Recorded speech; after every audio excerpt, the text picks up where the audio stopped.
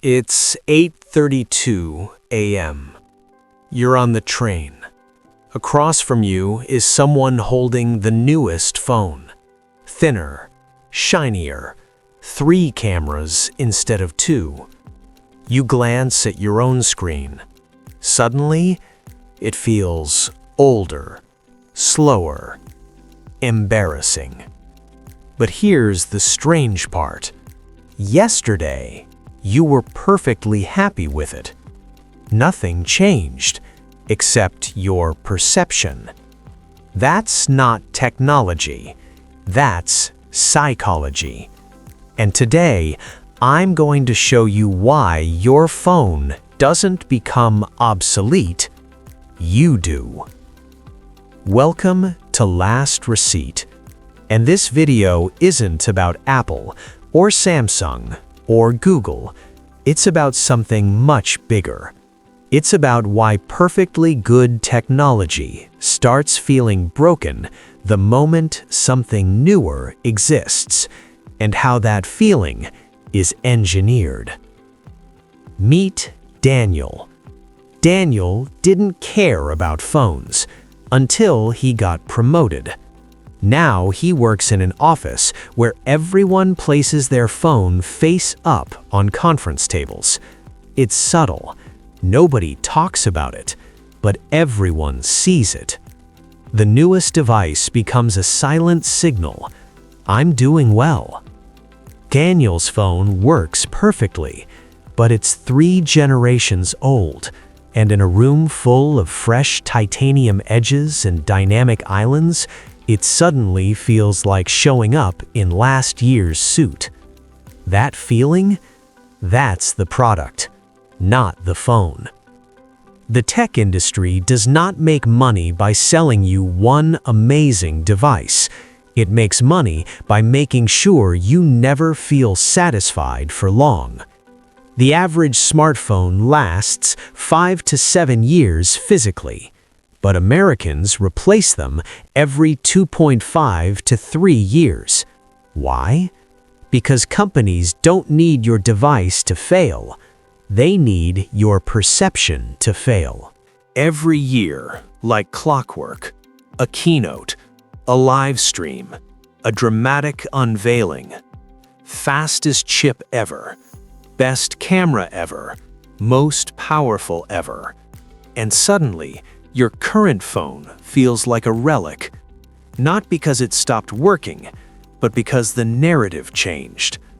This is what psychologists call relative deprivation.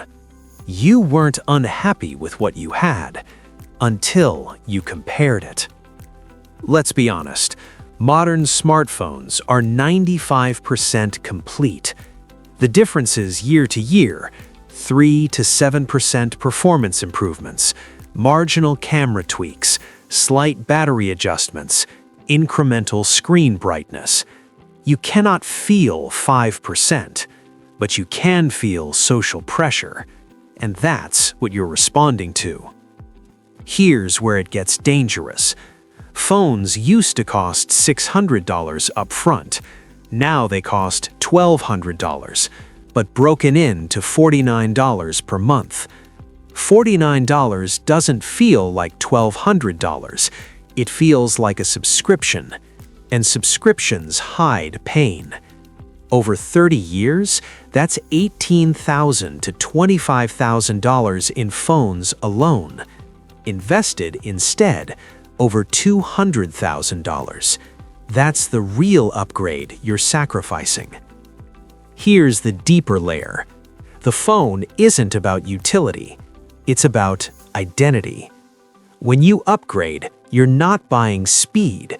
You're buying, I'm current, I'm successful, I'm not falling behind. That emotional hit lasts 72 hours. The financing lasts 24 months. You've felt it. Your phone gets slower right before a new release. Sometimes it's battery degradation. Sometimes it's software bloat. Sometimes it's perception bias. When you expect it to feel old, it does. Your brain is incredibly cooperative when insecurity is introduced. Here's what nobody tells you. A 2-year-old flagship performs almost identically to a brand new mid-range device for half the price. Refurbished markets exist because someone else fell for the upgrade illusion, and you can benefit from it. The smartest tech buyers are invisible. They look average, but their brokerage accounts aren't. Each smartphone produces about 70 kilograms of CO2 during manufacturing. Most emissions happen before you even turn it on. Mining, transport, production. Holding your phone 1 extra year cuts its environmental footprint dramatically. Keeping it 4 years? That's real impact. Here's how you actually break the cycle. Not emotionally, practically. 1. Define your real needs. Do you actually need a better camera? Or do you need better lighting? Do you need more storage or fewer unused apps? Most upgrades solve imaginary problems. 2. Replace the battery, not the device. A $90 battery replacement can make a 3-year-old phone feel new. Most slow phone complaints are battery throttling, not obsolescence. 3. Delete the digital clutter. Unused apps run background processes. They drain battery, they eat storage, they create friction. You don't need a new phone, you need a cleaner one. 4. Factory reset before you replace. This is the test. If it still feels slow after a reset, fine, upgrade. But most people never try. 5. Set a 4 or 5-year rule. Decide once. Remove emotion. No upgrading before year 4 unless it physically breaks. Rules eliminate impulse. 6. Buy refurbished when you finally upgrade. Let someone else absorb the launch day ego tax. 2 years old, half the price, 95% of the experience. 7. Invest the difference automatically.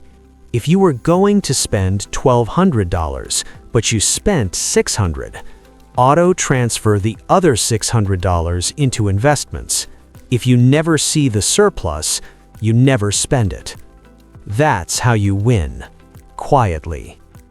The final shift. Your phone did not become inadequate. Your perception was adjusted. By design. You are not behind. You are being nudged. Every keynote, every review, every unboxing video. The industry survives on manufactured dissatisfaction. The rebellion? Keep what works, upgrade your investments instead. Because the real flex in 2026 isn't titanium, it's optionality. If this made you rethink your next upgrade, subscribe. We're not anti-technology, we're anti-manipulation. And next week, we're looking at something even bigger. See you then.